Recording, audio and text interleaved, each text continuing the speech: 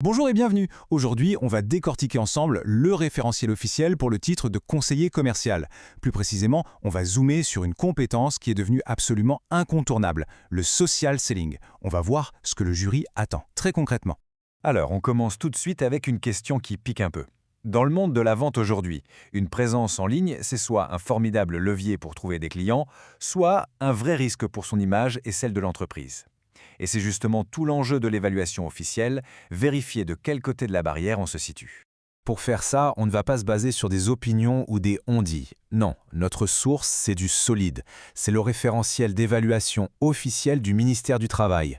Autant dire que ce sont les règles du jeu, noir sur blanc, sur lesquelles les candidats sont évalués. Voilà le programme qu'on va suivre. D'abord, on va poser la définition officielle du social selling. Ensuite, on va s'attaquer aux 3 gros morceaux de l'évaluation. Comment on construit son profil, comment on communique et on anime ses réseaux, et enfin les règles à respecter impérativement. Allez, première étape, mettons-nous d'accord sur les termes. Le social selling, qu'est-ce que ça veut dire exactement pour les organismes de certification? En gros, il s'agit de faire des réseaux sociaux bien plus qu'un simple passe-temps. C'est un véritable outil de travail. L'idée, ce n'est pas juste de poster pour poster, mais bien de créer des relations de confiance qui, à la fin, vont aider à atteindre des objectifs commerciaux. C'est du business, tout simplement. Et là, ce tableau est super intéressant. Il nous montre que le social selling, ce n'est pas une petite compétence isolée dans son coin. Pas du tout. Elle est directement liée à 2 compétences majeures. La prospection, ce qui est logique, mais aussi la capacité à représenter l'entreprise et son image. C'est donc une compétence qui est vraiment au carrefour de plusieurs savoir-faire.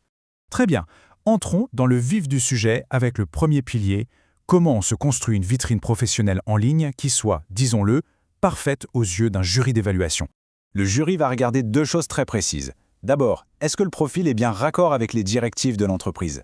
Et ensuite, est-ce que tout ce qui est dit, partagé, commenté s'inscrit bien dans la stratégie globale de la boîte? En clair, ici, pas de place pour le freestyle ou l'improvisation. Le mot-clé, c'est vraiment celui-ci, cohérente. Chaque action en ligne doit être pensée. C'est une pièce de plus dans le puzzle de la stratégie commerciale de l'entreprise. C'est un test d'alignement, ni plus ni moins. Bon, avoir un beau profil, c'est le point de départ, mais après, il faut le faire vivre. On passe donc à l'action, comment communiquer et animer ses communautés de manière efficace.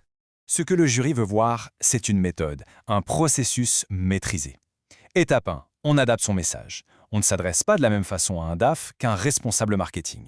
Étape 2, on anime. Ça veut dire qu'on interagit, on répond, on crée de la discussion. Et étape 3, on utilise les bonnes techniques au bon moment. Et attention, ce petit bout de phrase à bon escient est absolument fondamental. Ça veut dire que le jury ne va pas compter le nombre de likes ou de partages. Ce qui l'intéresse, c'est la pertinence de chaque action. Est-ce que c'était le bon moment? Est-ce que c'était la bonne personne? La qualité avant la quantité, c'est vraiment ça l'idée.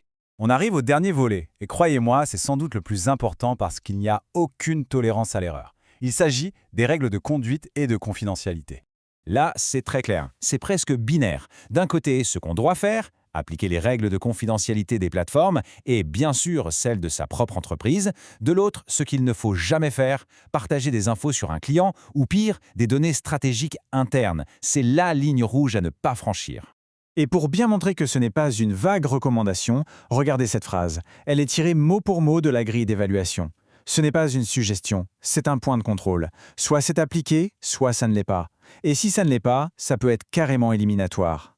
Donc, pour résumer, si on veut cocher toutes les cases du social selling pour cette certification, il faut maîtriser 4 points. Aligner son profil sur la stratégie, animer ses communautés avec pertinence, utiliser les outils intelligemment et surtout, appliquer les règles de confidentialité de façon absolument rigoureuse. Et tout ça nous amène à la question finale, une sorte d'auto-évaluation. En regardant ces critères très précis, très officiels, est-ce que ses propres compétences numériques, sa propre vitrine en ligne sont vraiment prêtes à passer au crible d'un jury? C'est la question que chacun doit se poser.